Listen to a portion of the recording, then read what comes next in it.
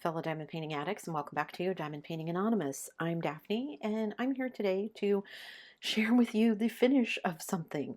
If you follow the channel, you may remember that I wasn't sure in my last whip and chat what order I should do things in. If I should keep going on my big heaven and earth design, if I should work on my medium one, or if I should work on my cross stitch conversion, which was all small projects. And somebody suggested that I do the small projects first because that would be a win and that would motivate me to keep going. They were right. So I sat down with my blank canvas from Diamond Dots and all of my charts from my cross stitch conversion landmark series that I bought, and I finished the 6 of them that I had planned out to do. I kitted up the first one into containers because I thought, well, let me do the first one, and then after I do the first one, I'll decide if I want to then kit up all the colors for all the rest of them. I actually ended up not doing that. I ended up just pulling, because I'm using spare drills, I just ended up pulling the colors out that I needed because there weren't really that many similar colors. The sky colors got used and some of the grass colors,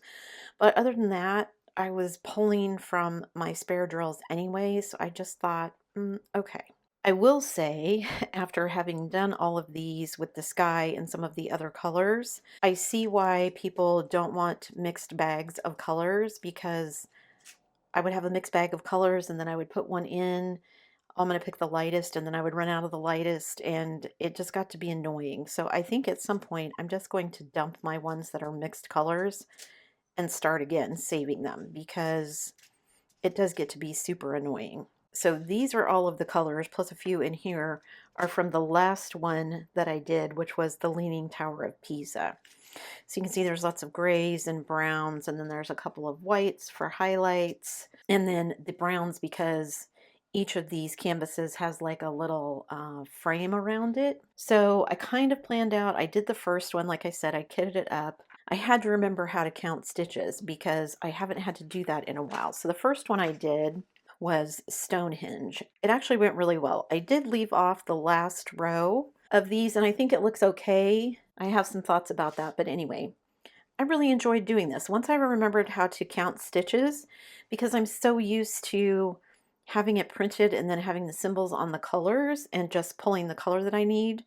Now, this series does come with, it's printed in color like this, and then it has the symbols like this printed on top of it.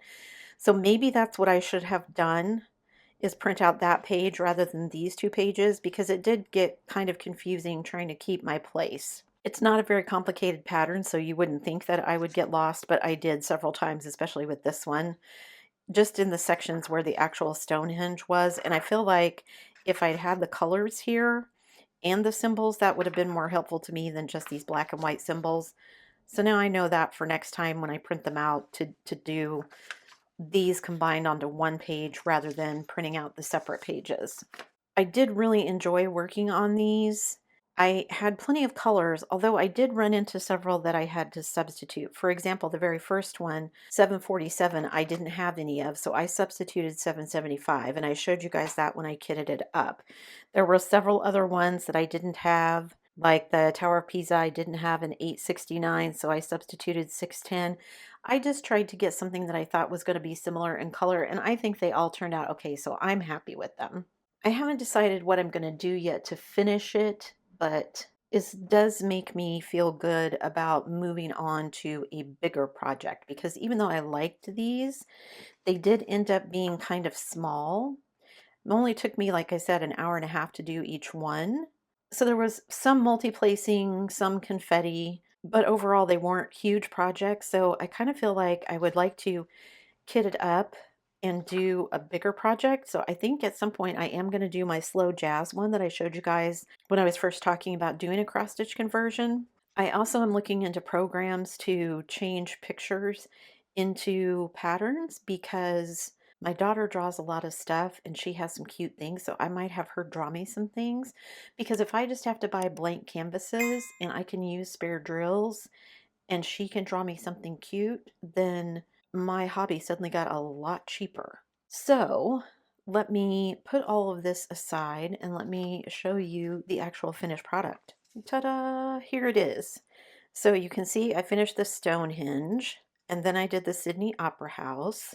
Big Ben, I wish I had scooted it over a couple, but I was trying to keep with the big dark lines to keep my place when I was stitching or drilling. In hindsight, I wish I'd moved it over a little bit more, but it is what it is. And here's my little Aztec ziggurat thing. There's Santorini, and there's the Leaning Tower of Pisa. I'm actually pretty excited because looking through the camera at these, they look even better than they do in person. So I haven't decided what I'm going to do with them yet. My original intention was to cut out and frame them, but because these are on a blank canvas and I did round drills, you can kind of see the white behind everything. I think these are all light enough in color, and most of them have a sky, a light sky, that I don't think it's a big deal. I did wonder about whether I could cover it up all with mica, because the way that I did the edges here, you can see there's blank spots. So do I cover that with mica? Do I go back in and fill those in with drills to make it so everything is even like that? But I kind of like how this looks. I'm not sure what I'm going to do with it yet. Like I said, my original intention was to cut them apart, which is why I wasn't so worried about them being like that. But in looking at them, yeah, I don't know. So leave me your comments down below. Do you think I should just fill in the empty spots around here so it's like a complete frame and then cut them out? Should I do the mica to kind of, because using the mica or glitter or whatever I have on hand will cover up the glue from all of those spaces so nothing will stick. And if I'm going to frame them, they're going to be behind glass anyway. What do you guys think? I really, like I said, I really enjoyed these. I can't wait to start a larger project, which I think is going to be the slow jazz. But again, that's going to be in round drills because that's the blank canvases that I have. I don't think Diamond Dots sells blank square canvases, but I will check into that. I know I could get one from Heaven and Earth. I wonder if I could get one from some of the like budget DP companies, because I don't need it to be huge.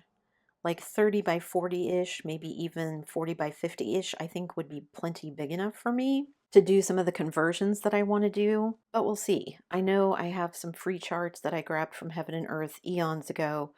One of them's a Spangler and one of them is a Beckett Griffith, I think. So I could do those, but I don't know how large the canvas would need to be. And after doing my current Heaven and Earth, I don't know if I want another big project like that just yet. Maybe after I finish some of my other things. So yeah, I'm super excited. I finished something, so I am feeling motivated to go on and start working on the next project.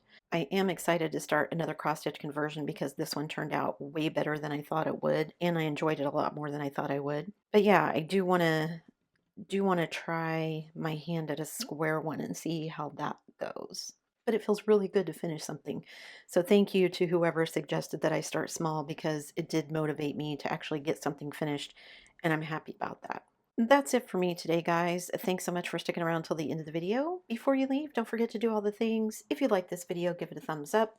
Hit that subscribe button if you haven't already, and hit that bell notification icon so that you can be informed of future uploads. And as always, guys, thanks so much for watching.